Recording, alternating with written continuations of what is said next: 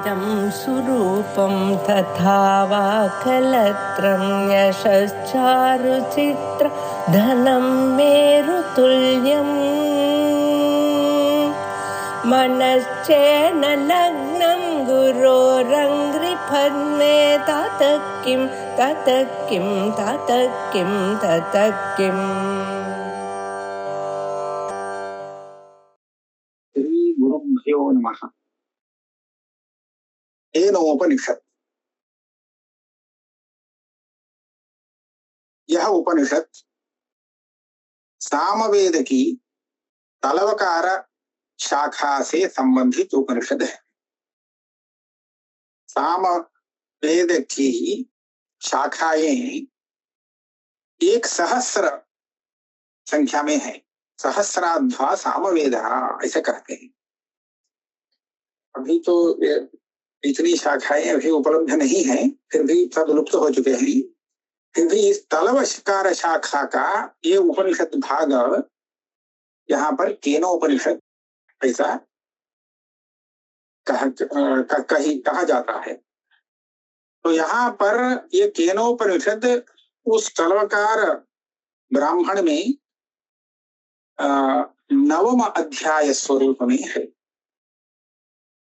तो इसके पूर्व में क्या कहा गया है, अभी इस 9वां अध्याय में क्या कहना चाहिए, इसको भगवान भाष्यकार बता रहे हैं। इस 9वां अध्याय में परमात्मा स्वरूप का, परब्रह्म स्वरूप का निरूपण होना चाहिए, इसीलिए ये 9वां अध्याय प्रारंभ किया गया है। इसके पूर्व में जो 8 अध्याय हैं, इन 8 अध्यायों में हमारे लिए नित्य काम या नैमित्तिक जितने भी कर्तव्य कर्म हैं, उन सब का निरूपण हो चुका है। अशेषतः कर्माणि परिसमापिता, जितने भी अनुष्ठान करने के लिए अपेक्षित हैं नित्य नैमित्तिक काम्य कर्म, सभी कर्मों का निरूपण हो चुका है। और उसके बाद उपासनाओं का भी निरूपण हुआ है। विशेष करके क्रिया शक्ति वाला जो प्राण है, उस प्राण की उपासनाएं बहुत कही गई हैं। और क्रिया में याग यज्ञादि क्रिया में सामगान करते समय कर्मांग संबंधी जो साम है, उस साम से संबंधित कई उपासनाएं इसके पूर्व में कही गई हैं। इसको कर्मांग साम विषयाणि उपासनानि ऐसा भाष्यकार ने कहा है। और 8वें अध्याय में अव्यवहित पूर्व में गायत्र साम विषयक उपासना का विधान है।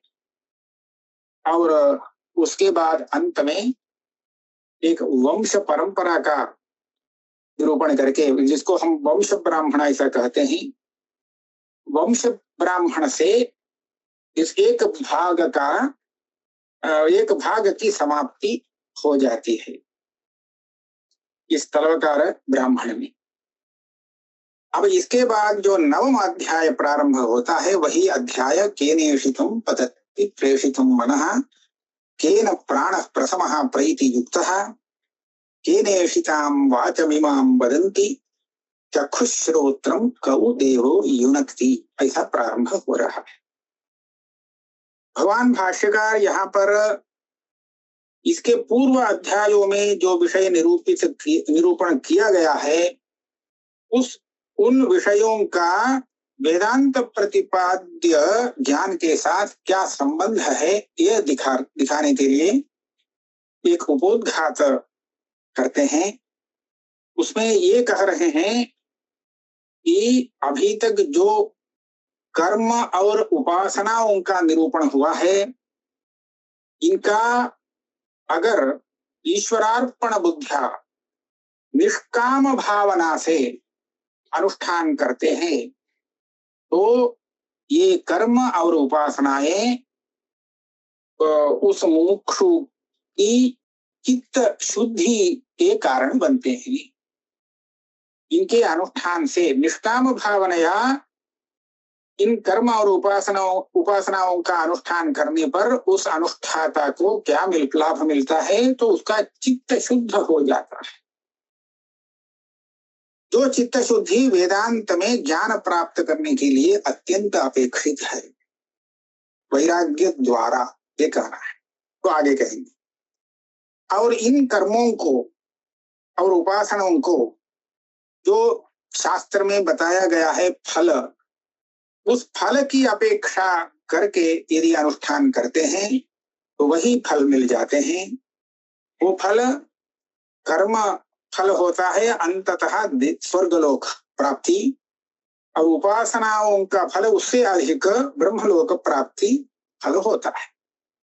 और उपासना के बिना केवल कर्म का अनुष्ठाता है तो वह स्वर्ग को जाता है। उसको दक्षिणायन मार्ग बताया गया है। उस दक्षिणायन मार्ग से स्वर्ग प्राप्त करके वहां अपने कर्म का फल सुख भोग करता है। और ब्रह्मलोक को जाने का मार्ग है उत्तरायण मार्ग। उपासना सहित कर्म का अनुष्ठान किया हो तो वह ब्रह्मलोक को उत्तरायण मार्ग से प्राप्त करता है, ये भी समझ लेना चाहिए। और इस कर्म मार्ग में और उपासना मार्ग में एक में भी जो प्रवृत्त नहीं हुआ, ऐसा मनुष्य जो होता है उसकी गति है, उपनिषद बताती है, अथैतयोः पशोः न कतरेण च न तानि इमानि क्षुद्राणि असकृदावर्तीनि भूतानि भवन्ति। क्षुद्र जंतु के रूप में उसका जन्म यही हो जाता है। उसको कहते हैं सावरांता अधोगति। उसमें जो तारतम्य है, अशास्त्रीय स्वाभाविक कर्म करने का फल है, शास्त्रीय कर्म कुछ भी नहीं किया और अशास्त्रीय कर्म का ही अनुष्ठान किया है, तो ऐसे व्यक्ति का तो मरण होते ही वही क्षुद्र जंतु के रूप में, उसके फल के रूप में दूसरा जन्म मिल जाता है। ये उस वाक्य का अर्थ है। ठीक है, अब यहाँ फल की दृष्टि से इन कर्मों का अनुष्ठान, कर्म और उपासनाओं का अनुष्ठान तो तत्त फल प्राप्ति के साधन बनते हैं, और निष्काम भावना से इनका अगर अनुष्ठान किया जाता है तो निष्काम भावना से अनुष्ठान करने वाला तो होता है मुमुक्षु, और उस मुमुक्षु के लिए यह अनुष्ठान उसके चित्त को शुद्ध कर देता है।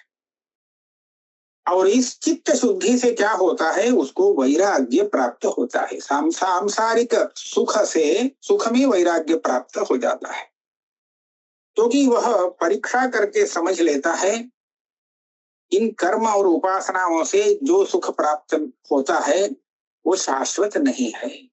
नास्ति अकृतः कृतेन, कोई शाश्वत फल नहीं होता है। ये जब मालूम हो जाता है तब शाश्वत फल की इच्छा से वह उक्त फल और उन साधनों से विरक्त हो करके आगे नित्य फल प्राप्ति का जो साधन है आत्म तत्व ज्ञान, उसको प्राप्त करने के लिए गुरु का अन्वेषण करके श्रोत्रिय ब्रह्मनिष्ठ ज्ञानी गुरु के पास जाता है। यह मुंडक उपनिषद में कहा गया है। और यही व्यक्ति यहाँ पर प्रश्न करता है जिसको प्रत्यगात्मा के बारे में जिज्ञासा हुई है, और उसको जानने की इच्छा से गुरु के पास जा करके उसके बारे में प्रश्न करता है। इसको हम ब्रह्म जिज्ञासा शब्द से कहते हैं। आत्म जिज्ञासा, प्रत्यगात्म जिज्ञासा, कुछ भी कहे। इसके लिए वैराग्य की अपेक्षा है। वैराग्य का साधन निष्काम भावनया कर्म अनुष्ठान है। निष्काम भावना से जो कर्म का अनुष्ठान, शास्त्र विहित कर्म का अनुष्ठान होता है, वह कर्म जनयत्याशु वैराग्यम, वो चित्त को शुद्ध कर देता है। शुद्ध चित्त से जब देखते हैं तभी कर्म फल का दोष मालूम पड़ता है और उसकी अनित्यता पर जान करके उससे विरक्त हो जाता है। इस तरह इसके पूर्व में कहे गए सभी कर्म और उपासनाएं मुमुक्षु के लिए निष्काम भावना से अनुष्ठान करने से चित्त शुद्धि वैराग्य के हेतु बन जाते हैं। वैराग्य अगर नहीं है तो आत्मा का ज्ञान हो ही नहीं सकता। क्यों नहीं हो सकता है? क्योंकि अपना ज्ञान के लिए मन चाहिए ना, अंतःकरण तो चाहिए। लेकिन इन इंद्रियों की सृष्टि करते समय ब्रह्मा ने एक काम ऐसा कर दिया है, ये इंद्रिय केवल बाह्य वस्तु का ही ज्ञान कर पाते हैं। परांची खानी व्यतृणत स्वयंभू, ये तो इंद्रियों के ऊपर उनका एक बड़ा दंड दिया है कि परांग पश्यति, इन इंद्रियों के द्वारा ज्ञानेन्द्रिय जो है, ये जब सब ज्ञानेन्द्रिय आत्मा को छोड़ करके बाहर के अनात्म विषय का ही ग्रहण करते हैं। इसीलिए सब लोग बाहर देखते हैं, आत्मा के बारे में कोई नहीं देखता है। अब आत्मा को देखने की इच्छा वाला कैसा होता है? कश्चित धीर प्रत्यगात्मान मईक्षत, कोई बड़ा धीर व्यक्ति, धैर्यशाली व्यक्ति, धैर्यशाली वही होता है जो बाह्य विषयों से विरक्त हो, अत्यंत वैराग्य संपन्न हो। ऐसे वैराग्य संपन्न व्यक्ति बाह्य विषयों से अपने अंतःकरण आदि इंद्रियों को हटा करके आत्मा को जानने के लिए उनसे काम लेता है और इस तरह वह प्रत्यगात्म विषय में ज्ञान प्राप्त करता है। श्रवण मनन निधिध्यासन इत्यादि करने से जो फल होना चाहिए उन फलों को प्राप्त करने का सामर्थ्य इस तरह का जो धीर है उसी को होता है। ये बाह्य विषयों में आसक्त चित्त वाला जो है उसको होता नहीं। वो कुछ सुन सकता है लेकिन समझ नहीं सकता है। ये है स्थिति। इसीलिए इसके पूर्व में 8 अध्यायों में जो भी विषय प्रतिपादित हैं उन सब का उपयोग हो सकता है, होता ही है। आगे इस उपनिषद में प्रतिपाद्य जो आत्म तत्व है उसके ज्ञान में उनका उपयोग अवश्य है। उनके बिना वैराग्य नहीं हो सकता है, इसलिए अवश्य कर्म करना चाहिए। इसके लिए बहुत से प्रमाण हैं। उपनिषद वाक्यों को प्रमाण के रूप में दिखाया भाष्यकार ने। यहाँ एक ज्ञान कर्म समुच्चयवाद का भी भगवान भाष्यकार प्रासंगिक रूप से खंडन करके आगे जाते हैं। ज्ञान कर्म समुच्चयवादी ऐसा कुछ लोग हैं, वो क्या करते हैं, केवल ज्ञान से भी मोक्ष नहीं होता, केवल कर्म से भी नहीं, ज्ञान और कर्म दोनों को मिलाना चाहिए, दोनों का समुच्चय होना चाहिए, तभी हो सकता मोक्ष। ये उनका सिद्धांत है, वो ऐसा बोलते हैं। विद्यांचा विद्यांच इत्यादि वाक्यों को दिखाते हैं, लेकिन उनका वाक्य उन वाक्यों का अर्थ अलग है यहाँ शांकर मत में। ठीक है, तो ऐसे लोगों के लिए भाष्यकार यहाँ उत्तर देते हैं, ऐसा नहीं, जो भी कर्म है उसका फल दूसरा बताया गया है वाजस्नेयिक में, नव शुक्ल यजुर्वेद ब्राह्मण में, शतपथ ब्राह्मण में उसका फल अलग ही बताया गया है। और उन कर्मों का जो फल है उससे विरक्त हुआ जो व्यक्ति है वही उन कर्मों को त्याग करके संन्यास स्वीकार करके ज्ञान के लिए प्रवृत्त होता है। ये भी वहां कहा गया। ऐसे देखिए 3 प्रकार के लोग हैं जो सामान्य अच्छे पुरुष के, सत्पुरुष के लिए प्राप्तव्य है अच्छे कर्म करके। तो वहां पर उत्तरेण अयन लोको जय्यः और कर्मणा पितृलोकः विद्यया देवलोकः, ऐसे 3 वाक्य आते हैं। इसका यह अर्थ है, पुत्र माने प्रजा, अपनी प्रजा रूप साधन से वह पिता इहलोक में जय प्राप्त करता है। इसका विवेचन बृहदारण्यक में है। इहलोक जय का क्या अर्थ होता है? तो वहां पर यह कहा गया है, इस पिता ने जिन धर्मों का अनुष्ठान किया उन धर्मों को आगे उसके न रहते हुए भी पिता के देह त्याग के बाद भी पुत्र अगर करता रहता है तो पुत्र के रूप में वह पिता अपने सभी सत्कर्मों की अनुवृत्ति कर रहा है और इस प्रकार उसने इहलोक जय प्राप्त कर लिया। ये वहां पर निरूपण है। अगर पुत्र पिता के लिए उसके अनुशासन में रहते हुए उसके आदेशों का परिपालन करने वाला पुत्र यदि मिलता है तो वही पुत्र पिता के लिए इहलोक जय का कारण हो जाता है। और इहलोक जय माने उसके सभी सत्कर्म आगे पुत्र के द्वारा निर्वर्तित होते हैं। यही है उसका अर्थ। तो ये है इहलोक जय। और ऐसे यज्ञ याग आदि हैं जिनका फल स्वर्गलोक में प्राप्त होता है। तो यह है कर्मणा पितृलोक। यहाँ पितृलोक शब्द से हमारा जो स्वर्गलोक है उसको बताया गया है। और उपासनाओं को साथ में करने पर कर्मों के साथ तब तो ब्रह्मलोक तक जा सकता है। ब्रह्मलोक स्वर्गलोक से भी उत्कृष्ट लोक है, वहां तक जा सकता है। तो क्या हुआ, कर्मानुष्ठान का जितने भी नित्य नैमित्तिक काम्य कर्म का विधान है इनका फल इस तरह का है और ये आत्मज्ञान के लिए विहित नहीं है। कर्म का ज्ञान विधान आत्मज्ञान के लिए है ही नहीं।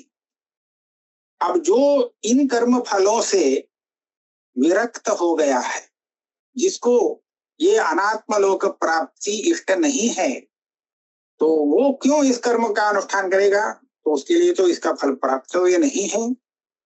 वह इसका फल निष्काम भावना अनुष्ठान करके चित्त शुद्धि रूप फल को भी जो प्राप्त कर लिया है, तो इसके बाद उसका फल अब आगे प्राप्त हुए कुछ भी नहीं है। तो वो क्या करेगा? इसको छोड़ ही देगा, पारिव्राज्य लेगा, संन्यास ले लेगा, येषणात्रय संन्यास।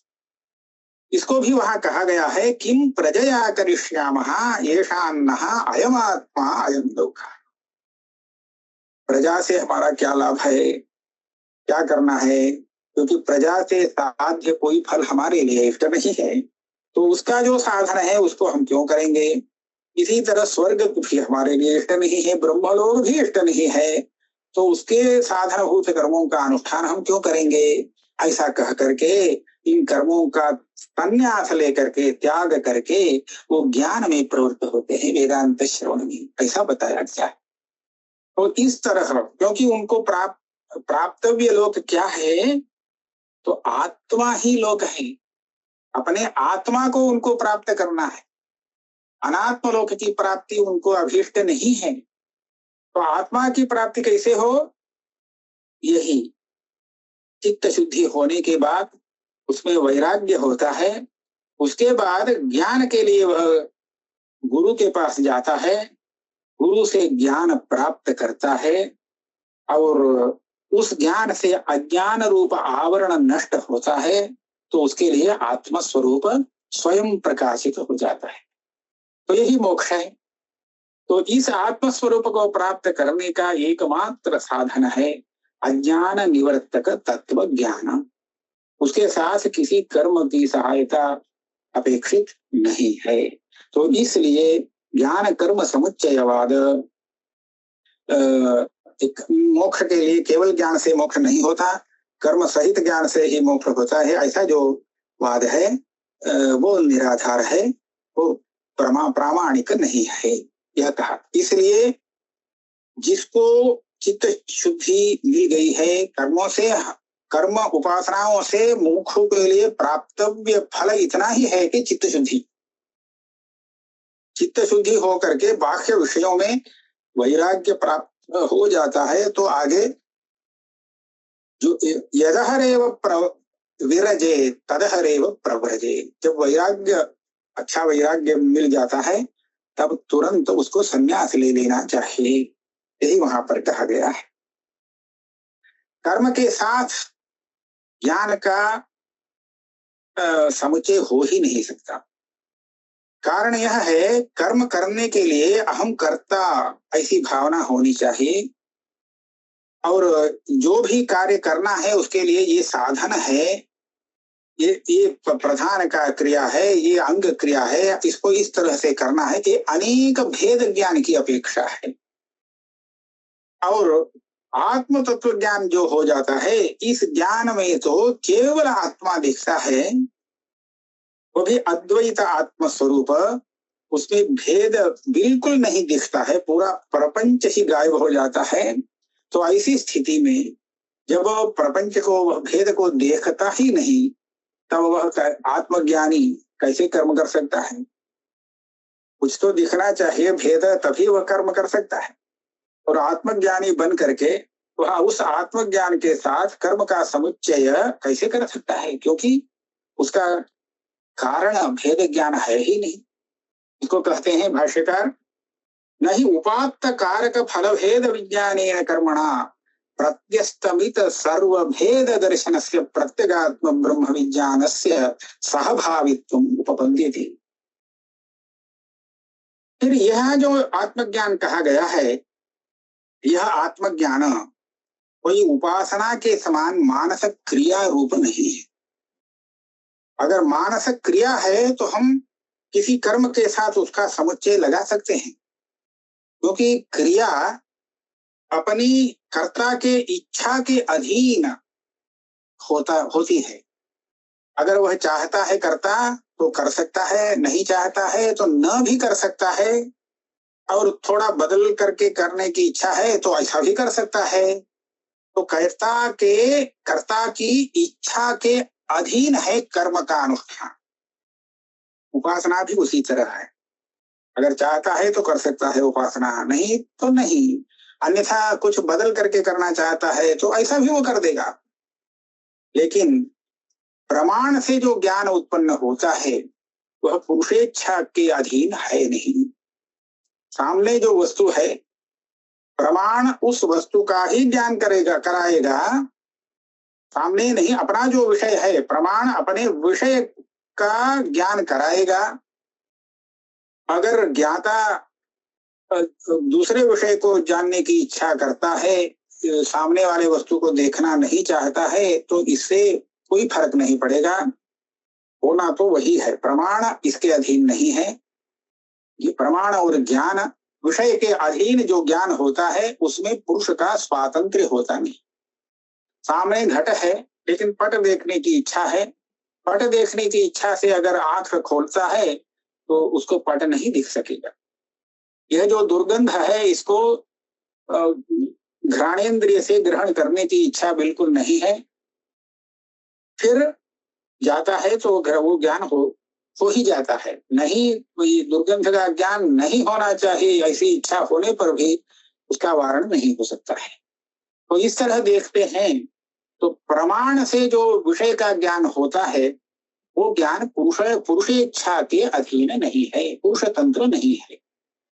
तो यहाँ पर जो आत्मज्ञान है वो उपासनात्मक क्रिया नहीं है, वो तो अज्ञान निवर्तक प्रमाण जन्य ज्ञान है, और यह पुरुषेच्छा के अधीन अन्यथा कर नहीं सकते। इसलिए हो सकता है उपासना रूप क्रिया के साथ कर्म का समुच्चय, जैसे ईशावास्य उपनिषद में हम देखते हैं, अविद्यांच यस्तद्वेद उभयं सह अविद्यया मृत्युं तीर्त्वा विद्यया अमृतमश्नुते। हो सकता है, क्योंकि अविद्या कर्म, विद्या उपासना दोनों का समुच्चय हो सकता है। इस तरह आत्म तत्व ज्ञान और कर्म का साहचर्य एक साथ अनुष्ठान संभव नहीं है। और इसीलिए यहाँ पर ऐसे व्यक्ति कर्म का त्याग करके प्रत्यगात्मा के विषय में जिज्ञासा के कारण गुरु के पास जाता है और प्रश्न कर। यहाँ पर प्रश्न और उत्तर के रूप में, शिष्य और गुरु के संवाद के रूप में यह उपनिषद क्यों प्रवृत्त हुई है, तो कहते हैं भाष्यकार, संवाद के रूप में विषय का बोधन करने पर वो पढ़ने वाला जो है श्रोता, वो अनायास ही उस वस्तु को समझ सकता है। एक व्यक्ति प्रश्न करता है, प्रश्न को भी यह सुनता है, फिर उस प्रश्न का उत्तर दूसरा देता है, तो ऐसी स्थिति में यह सावधान होकर के उत्तर को अगर समझने का प्रयास करता है तो शीघ्र ही वह समझ सकता है। दूसरी बात यह भी है, यह ज्ञान अपने बुद्धि सामर्थ्य से आत्म तत्व ज्ञान होगा नहीं, हो नहीं सकता। केवल तर्क अगम्यत्व प्रदर्शितम भवति। ये तो गुरुपदेश से ही प्राप्तव्य ज्ञान है।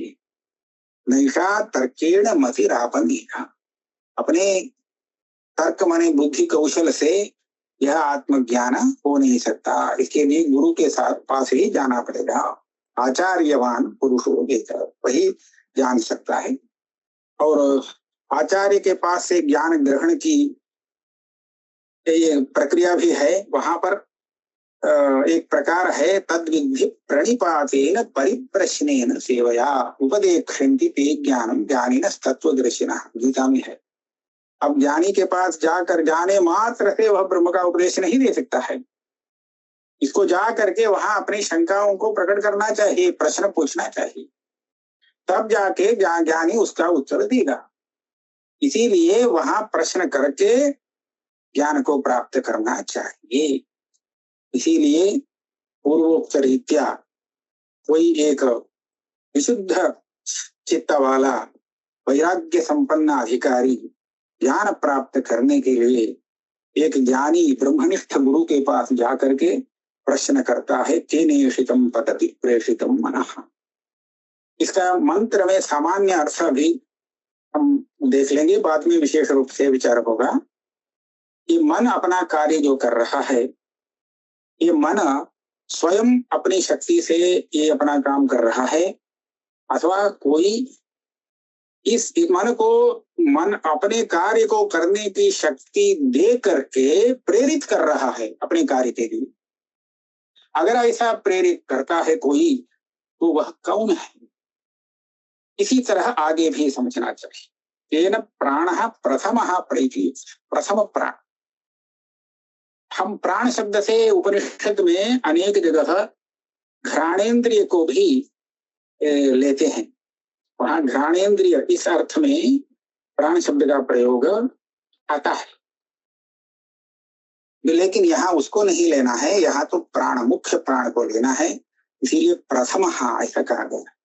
मुख्य प्राण क्यों प्रथम है? तो जब गर्भावस्था में शरीर की निष्पत्ति होने लगती है, तो शरीर पूर्ण रूप से निष्पन्न होने से पहले से ये प्राण काम कर रहा है उस शरीर में। अगर वहां प्राण काम करना नहीं छोड़ देता है, तो आगे जाकर के वो गर्भ पूर्ण होगा नहीं और नष्ट हो जाएगा। तो इसीलिए इस शरीर में सबसे पहले काम करने वाला है यह प्राण। इसीलिए उसको कहते हैं प्रथम प्राण। वो प्राण अपना जो काम कर रहा है, वो स्वयं अपनी शक्ति से वह कार्य कर रहा है, अथवा कोई उस शक्ति को दे करके उसे वह काम करवा रहा है।